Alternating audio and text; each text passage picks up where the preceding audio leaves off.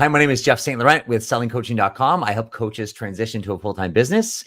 I do record all of my live shows and put them in my university at sellingcoaching.com. Check it out. I've got a ton of great resources. If you want to start right up on the homepage at sellingcoaching.com, you can enter your name and email. That's not only going to put you into my community, but that's also going to allow you to get a great resource called Launching Your Coaching Business, the first 3 vital steps. With today's quick show, I just want to get out to you to tell you to stop overthinking your way out of business.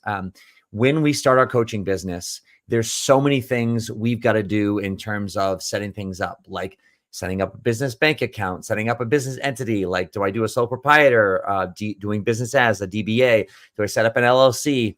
What liability insurance do I have? What about a website, business cards? Am I going to use phone? Am I going to use Zoom?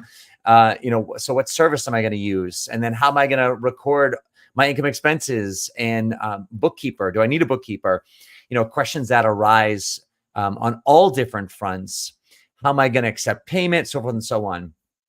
And I'll say this, and this might sound, even as I bring out some of these topics, most of these, if not all of them, actually all of them, have very little to no bearing on whether you're going to get business or you can get business right out of the gates. You can get a client without a website. You can get a client if you don't know whether you're an LLC or a sole proprietor. You can get a client if you don't have business cards, or you can get a client if you don't know even your pricing or how you're going to take payment yet. And you're thinking, well, how am I going to get a client if I don't know my pricing? How am I going to get a client if I don't know how to take payment? How am I going to get a client if blah, blah, blah? We figure all these things out. Well, guess what?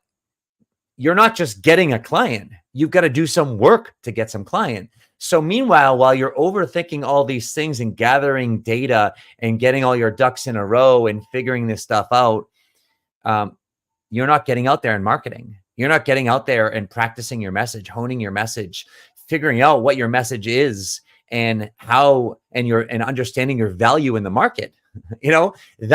That's the stuff we've got to figure out. And we can't figure that out behind the scenes. The only way we figure that out is by starting to create a social media post, go to a networking meeting, start sending some emails out to our audience, articulating our message in the spoken form, doing a live broadcast like this, talking about a topic, telling your story, opening up conversations with people, setting up a seminar, speaking engagement, a little talk to even a few people, doing your first webinar, right? So all those other things, the preparatory things, you'll figure that out, because guess what? When you start marketing yourself and you start opening up conversations, do you know how to do any of that? Is that comfortable for you? That's the stuff we want to start figuring out right out of the gates. And as you get better at that, you're going to open up conversations, which is going to lead to you taking people through a process. And at the end of that process, guess what? Then you're going to have to figure out, okay, well, now what am I charging for my coaching? I have a prospective client. Now, how am I going to accept payment? That's when you will figure that out. But you're missing all the other things. And I'm not discouraging you to not do any of that stuff. I'm just saying, if you're toiling over all that stuff, trying to figure things out, and you're paralyzed with it, and you're not getting yourself out there, practicing, honing your message, opening up conversations, then I would say shift your priorities, shift your focus.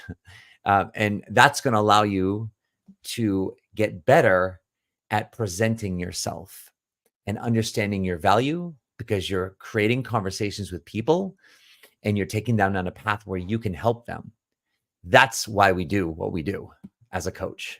Hopefully this has been helpful for you. If you want to have more great tips like this, more great information helping you transition to a full-time business, head over to sellingcoaching.com, check out my university, and you can also reach out to me directly from there as well. Thanks.